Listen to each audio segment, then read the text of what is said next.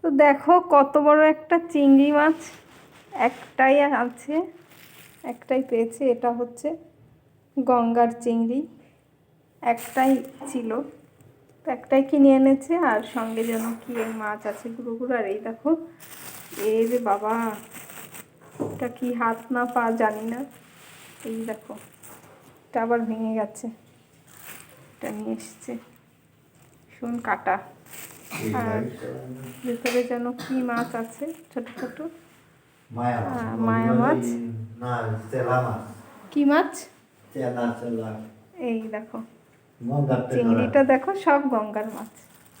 এই যে কয়েকটা চেলা মাছ আছে, আর এটা হচ্ছে সেই চিংড়িটা। এটা কি গলদা চিংড়ি? গলদা চিংড়ি, এই জন্য মাথাটা এত বড়, অনেক বড়। দেখো পুরো 1 বিঘেটেরও বেশি, অনেক বড়।